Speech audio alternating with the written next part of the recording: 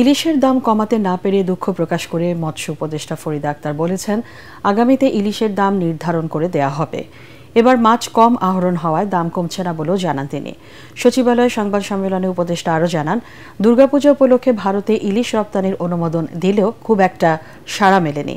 এদিকে মা ইলিশ সংরক্ষণে আগামী সোমবার থেকে 25 অক্টোবর ইলিশ ধরা, ক্রয় বিক্রয় নিষিদ্ধ ঘোষণা করা হয়েছে।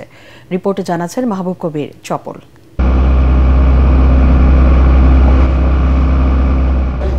ইলিশের স্বাদ ভুলতে বসেছেন সাধারণ মানুষ। মাছের রাজা ইলিশ এখন উঁচু শ্রেণীর মানুষদের খাবার। 1 কেজি ওজনের ইলিশ বিক্রি হচ্ছে 2200 থেকে 2300 টাকায়। জাটকা ইলিশের দামও 1200 থেকে 1400 টাকা কেজি। ট্যারিফ কমিশনের হিসেবে 1 কেজি ইলিশে সব মিলিয়ে খরচ দাঁড়ায় 850 টাকা, কিন্তু বাজারে বিক্রি হচ্ছে 3 গুণ দামে। এর জন্য দুঃখ প্রকাশ করে মৎস্য ও প্রাণিসম্পদ উপদেষ্টা বলছেন, সব পক্ষের সাথে আলোচনা করে আগামীতে এই মাছের দাম নির্ধারণ করে দেয়া হবে। আমি দুঃখ প্রকাশ করছি এবং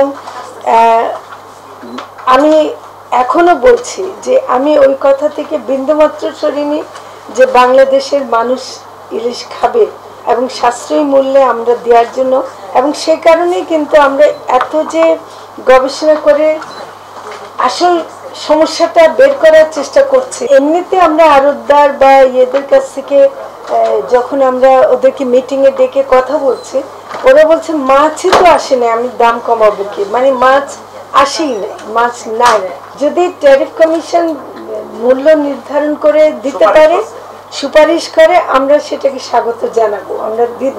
সব মশার বিরুদ্ধে সুরক্ষা দিতে এলো বসুন্ধরা এক্সট্রিম অ্যারোসল, মশার বিরুদ্ধে এক্সট্রিম সুরক্ষা। ইলিশ চাষে কোনো খরচ নেই, শুধু সাগর থেকে ধরে আনতে হয়। তাহলে এই মাছের দাম এত কেন? এমন প্রশ্নের জবাব দেন উপদেষ্টা। ডিজেল লাগে, তারপর ওদের বরফ লাগে, ওদেরকে রাখতে হয়, এবং এটা শ্রমিকের খরচ আছে, আহরণের খরচ অনেক বেশি।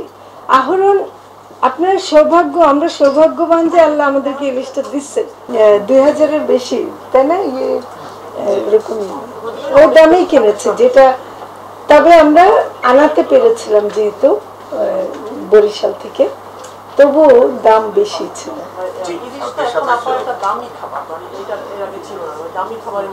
না, ইলিশ সবসময় একটা বিশেষ খাবার ছিল, ইলিশ কখনো দামিও ছিল। তিনি জানান, এবার দুর্গাপূজা উপলক্ষে 1200 টন ইলিশ ভারতে রপ্তানির অনুমোদন দেওয়া হলেও রপ্তানি হয়েছে 100 টনের মতো।